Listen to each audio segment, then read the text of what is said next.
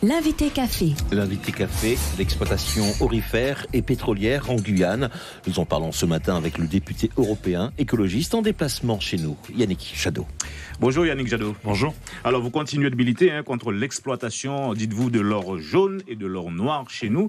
Alors c'est quoi? Nos richesses doivent rester inexploitées, la Guyane doit être maintenue sous cloche? J'entends bien en permanence cette expression, les écologistes veulent maintenir la Guyane sous cloche, on serait pour un musée sans personne et sans emploi. C'est exactement le contraire en fait. Moi, ce qui me sidère dans toute cette visite et évidemment sur ce dossier, c'est que la Guyane est dans une situation économique et sociale extrêmement difficile. Il y a Kourou et ses fusées qui décollent à l'heure, mais pour le reste, c'est un département trop souvent oublié de la République. Et qu'à un moment donné, je trouve assez méprisable que le seul signal, les seuls projets qui soient offerts aux Guyanais, c'est de saccager leur nature. C'est de dire, en fait, vous avez une telle situation dramatique de l'emploi que nous allons faire venir une multinationale russe pour piller votre or, et nous allons faire venir Total pour piller votre pétrole. C'est le sujet. Il y a un an, et vous le savez bien mieux que moi, une société guyanaise qui s'est unie pour dire son ras-le-bol, sa colère par rapport au fait d'être oubliée par la République.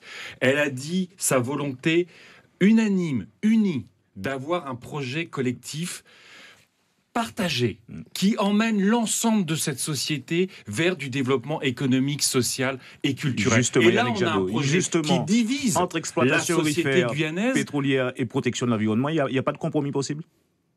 Mais il peut y avoir une exploitation aurifère qui soit pas ces méga projets où une société russe et canadienne va venir extraire, va transformer ailleurs, va laisser des dégâts environnementaux majeurs, va s'installer, comme vous le savez, sur des sites qui sont des sites sacrés pour les peuples autochtones et qui va laisser une dette écologique monstrueuse. Moi, ce que je défends avec tous les opposants à ce projet, c'est l'idée, justement, quand l'État est prêt à mettre 400 millions de subventions publiques sur un tel projet, qu'il les mette sur des projets, justement, qui produisent beaucoup plus d'emplois, et qui soient partagés autour, on l'a dit, de la pêche. Ce qui pose la question de l'alternative, des alternatives. Mais oui, mais c'est ça le sujet. Ouais. Le sujet, c'est, on ne peut pas laisser la Guyane en tenaille entre vous êtes sous-développé et finalement la seule perspective qu'on vous offre, c'est de saccager votre nature pour quelques emplois. C'est pas sérieux, c'est de la part de la métropole assez méprisable. Yannick Jadot, les Guyanais ont en mémoire aussi ce qui s'est passé il y a 10 ans. Un autre projet minier très important sur le site, cette fois de la montagne de Caux. Un refus à la dernière minute de la part du président de la République, à l'époque Nicolas Sarkozy. Des promesses aussi des opposants d'emplois, de centaines d'emplois pour remplacer ce projet. Et en fait, rien. Depuis, rien du tout. Mais qui n'a pas tenu parole dans cette affaire ? Ce sont les opposants qui disaient on peut mieux faire, on peut créer d'autres types d'emplois ? Ou c'est l'État qui n'a pas tenu la promesse sur la création d'emplois verts? C'est l'État qui, cette fois-là, n'a pas tenu la promesse. Moi, j'étais au Grenelle de l'environnement à ce moment-là, où on a poussé effectivement Nicolas Sarkozy à abandonner le projet Cambior. Et de la même façon, on a poussé Nicolas Sarkozy à abandonner les projets de forage pétrolier en Méditerranée. Pourquoi est-ce que ces projets, qui seraient considérés comme inacceptables en métropole, détruire la forêt ou détruire les fonds marins et potentiellement avoir une marée noire qui va pour le coup supprimer tous les métiers de la pêche et abîmer profondément l'environnement. Qui a raison dans ce dossier? Ce sont évidemment ceux qui disent il faut un autre type de développement pour la Guyane. Il faut un développement plus harmonieux. Encore une fois, qui crée des emplois sur tous les territoires. Mais on a l'impression que ça sèche un petit peu sur les propositions, les alternatives. Tout le monde les attend en quelque sorte, mais on a l'impression de ne pas les entendre, de ne pas les voir s'appliquer. Mais moi, quand j'entends, j'ai rencontré pendant cette visite à la fois ceux qui défendent le projet, comme ceux qui s'y opposent. J'ai entendu de tous ces acteurs la même détresse par rapport à l'abandon de l'État, par rapport aux difficultés de développement économique. Et je veux pas que cette détresse se transforme en résignation, qui est de dire finalement, comme il n'y a rien d'autre, on va prendre ça. Mais ce rien d'autre, c'est pas de construire un supermarché au rond-point à côté. c'est d'engager une destruction massive de notre bien commun qui est la forêt amazonienne dont nous avons la responsabilité. On entend bien votre engagement, on le voit à chaque fois qu'il y a un projet, pour aller plus loin dans la question de Franck Lecomte, qu'il y a un projet, vous montez au créneau fortement, déplacement, meeting, on vient débattre, on vient s'opposer au projet. Par contre, une fois qu'il est abandonné, on vous voit pas vous battre pour la mise en place de ces emplois. Disparition, on entend pas l'engagement pour que ces emplois verts soient mis en place. Il y a 10 ans, on parlait de 600 emplois verts. On vous voit pas pendant ce laps de temps. On a l'impression que au niveau des l'écologie, on se réveille lorsqu'il y a un projet uniquement. Et lorsque le projet est abandonné, victoire, on a gagné et on se bat plus pour les emplois. Mais quand je me bats au Parlement européen contre la pêche illégale, c'est pour protéger nos pêcheurs et nos ressources partout en Europe, et y compris en Guyane. Quand je me bats au Parlement européen contre le dérèglement climatique, pour le climat, c'est pour créer massivement des emplois dans tous nos territoires sur l'efficacité énergétique, sur les énergies renouvelables. Quand je me bats au Parlement européen et sur la scène nationale française pour un autre modèle d'agriculture, c'est parce que je veux pas d'une agriculture industrielle polluante. Regardez encore ce qui vient de sortir sur la pollution au chlordécone dans toutes les Antilles. C'est un massacre sanitaire et environnemental. Quand je me bats pour un autre projet, c'est pour qu'il y ait justement une agriculture responsable qui crée des emplois.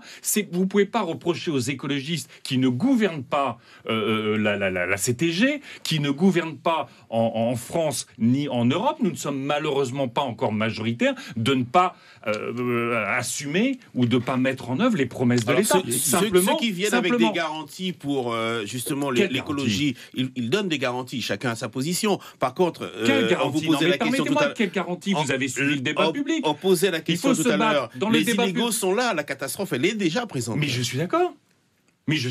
Moi, je veux que l'État français lutte contre l'orpaillage illégal, comme je suis pour que l'État français lutte contre la pêche illégale. Mais reconnaissez que c'est pas parce que on va installer un projet russo-canadien d'extraction de l'or qu'on va mettre fin à l'orpaillage dans le reste du territoire. Néanmoins, Yannick Jadot, vous n'avez pas l'impression de prêcher dans le vide quand on constate que le gouvernement reste plutôt favorable à ces projets, que ce soit Montagne d'Or ce matin, et le monde économique guyanais. Voilà. En métropole, sur France Inter, l'invité de la matinale de France Inter, Nicolas Hulot, numéro 3 du gouvernement, a dit son opposition au projet Montagne d'Or. Il a dit il y a un débat public. Le président de la République, ici, sur le site de Montagne d'Or, a dit qu'il était favorable. Et François de Rugy, au même moment, sur France Info, ce matin toujours, ne tranchez plus. Oui, mais bon, François de Rugy a arrêté de trancher sur quoi que ce soit depuis un bon moment. Mais la décision reviendra au président de la République. Je suis d'accord avec vous. Le président de la République, il veut être le leader mondial de la lutte contre le dérèglement climatique. Détruire la forêt, ça n'est pas lutter contre le dérèglement climatique, ni lutter pour la protection de la biodiversité. Le président de la République affiche en permanence sa volonté que les citoyens français soient égaux devant les perspectives de développement. Qu'est-ce qu'il attend pour enfin faire un plan massif d'investissement en Guyane pour que la Guyane rattrape son retard? Il y a eu des projets, vous le savez, en riziculture, il y a des projets partout qui émergent et qui attendent justement un peu d'aide de l'État pour mieux se structurer et faire en sorte qu'il y ait des emplois partout, durables, de qualité. Moi, j'ai envie que, et comme vous, parce que je l'ai entendu, j'ai envie que cette société guyanaise, qui encore une fois s'est mobilisée, dans un incroyable appel au secours, qu'on lui offre les perspectives d'un développement, encore une fois, qui la réunit plutôt qu'il la divise. C'était l'objet d'ailleurs de votre tribune co-signée avec Wilson Lambert. Lambert Wilson, Yannick Jadot, quel est votre regard sur l'action de l'AFB un peu plus d'un an après sa mise en place? Elle devait être très forte ici en Guyane. On n'a pas vraiment de retour non plus très actif. Ça devait être notamment ces emplois responsables, durables. Et oui, et vous avez vu que... Vous n'êtes pas dans le gouvernement, hein, on le rappelle. Je suis pas dans le gouvernement. J'ai rencontré hier Patrick Lecomte, qui le maire est de Monsigny-Retonnet-Grande, et effectivement ambassadeur de l'AFB. Qui est le responsable de l'AFB. Et bien lui-même, je veux dire, il se bat à l'échelle de sa commune pour faire de l'écotourisme, il se bat à l'échelle de sa commune pour développer des emplois durables, et il s'est exprimé en disant justement, au front à la la Guyane une autre perspective que le pillage organisé, en plus du pillage illégal. Yannick Jadot, merci d'avoir répondu à nos questions ce matin. L'invité café,